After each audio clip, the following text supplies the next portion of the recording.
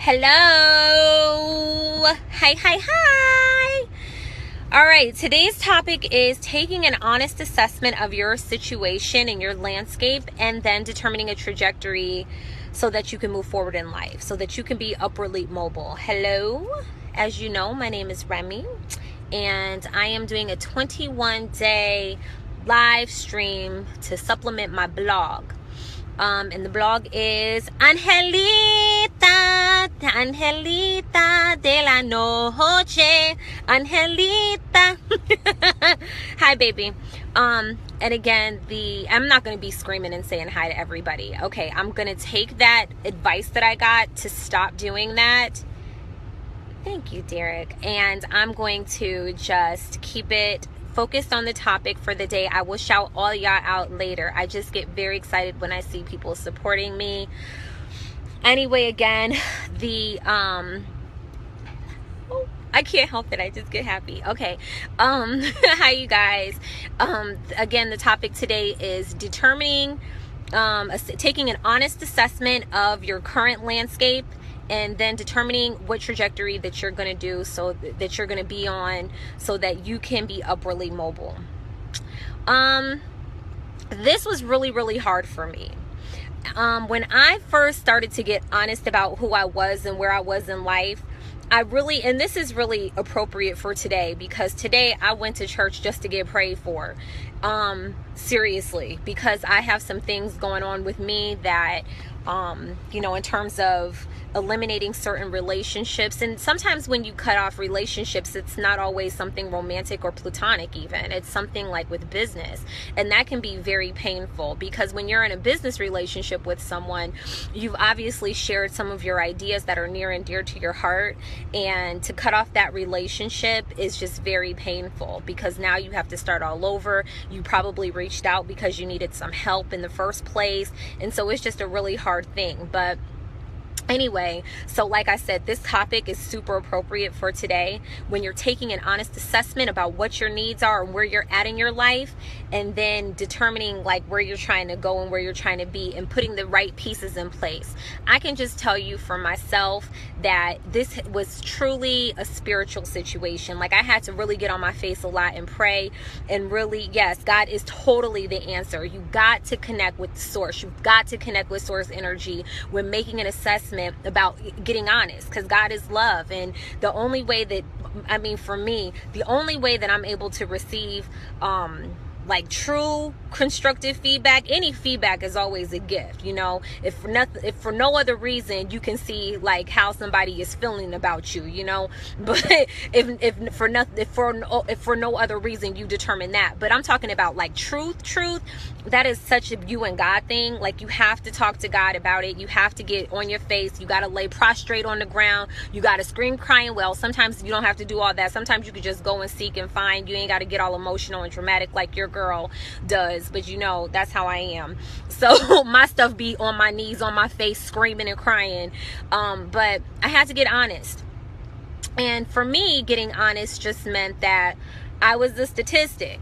I was every single thing that, that I did not want to be. I was an unwed, single, uneducated mother, and I was in situational poverty. And if it were not for my mom, then like, where would I be? So I had to get super duper honest. I had to get honest about some choices that I made. I had to get honest. I couldn't blame anybody because I made choices. You have to get super honest with yourself. And when you get honest, and when you say like, I did this and I made myself this and I did that, and not to beat yourself up, because you have to treat yourself in love also. But when you get honest about it, then that's when the answers come. That's where the peace comes, because then you're able to make a determination about moving forward. Then you could get real clear about moving forward, because you're not operating in rebellion anymore. You're not like, nah, forget it, I'm fine and this is just what it's going to be. Then you can be on a trajectory for moving forward, because as long as you think you're fine, as long as you're going to just stay stagnant. And so the first step is just really super duper getting honest and getting on your face and talking to God, talking to God. And I'm not going to even, for me, I'm not talking about any other options, because I'm talking about what worked for me, because I can't even speculate on what works for other people. I'm just talking about that works for me. What worked for me. I'm not trying to tell you what to do. I'm just talking, again, this is my blog and this is just my personal experience, my personal account. I'm not trying to tell you what to do. I'm not trying to contend with you about nothing. If what's working for you is working for you, allow that to work for you. I'm talking about what worked for me. And for me, it was me talking to God and reading my word and really trying to establish what some eternal truths were by reading God's word. Just really listening, being silent, and talking to my elders, talking to some women that had already been there and done that. Really just getting very, very honest, really seeking wisdom.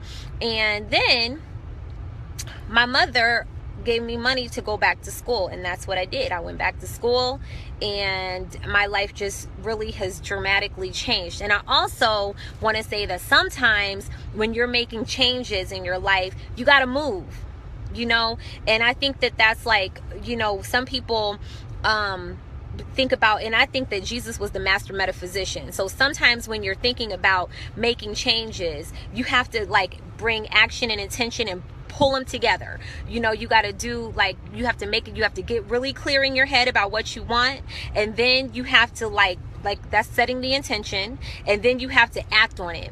And so I knew I wanted to move back to Kalamazoo, and that's what I did. I had to get super duper independent. I had to like leave and rely on God and not my mom. I had to make some choices about me not wanting my daughter to be raised in cycles that I saw that were around me. And I moved, and I had to get up out of there, and I left, and things have just been on an upward trajectory ever since then. And on the same note though, when I moved, there were still some patterns in my head about some things, even now, that I battle with. Even the fact that I call myself a baby mama, or even the fact that I call myself a hood mom. When I say those things, it's just because I really can relate and connect to a certain very unique story. If you know me, if you really know me, you know that's really kind of the antithesis of everything that I guess that I was supposed to represent, what you think of me when you think of Remy. But that, hey Ebony, that story with me being a single mom really saved my life. It saved my soul.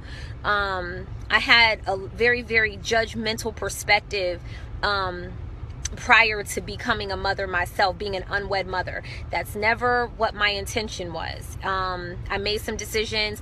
My daughter's father, he was my first partner. I was much older than, I was older when I took things there. Thank you, Joe.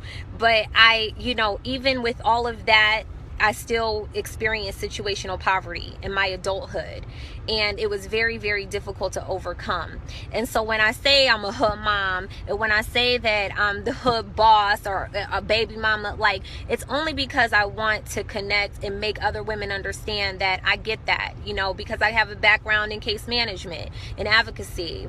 Hey, baby doll. And so I love you, Eb. And so, yeah, I just made some decisions, and I got honest. And I think that, when you're making a decision to move forward, you have to get practical. You have to operationalize your steps. You have to get super tactile about what's next. You can't say, okay, I want to go back to school. You say, okay, I'm going to fill out my FAFSA. I'm going to go up there, and if I need to reapply, then I'm going to reapply. I need to go up there and change my address. I need to go up there and ask what it requires to be readmitted. Those are the steps that you take. You don't just say, I'm going to go back to school. That's not good enough. You have to take very small steps to get to the next level, and then you can think bigger and bigger and bigger and bigger. After you accomplish one thing, then you go to the next thing. Where are you going to live at? Who's going to watch my child? All those kinds of things.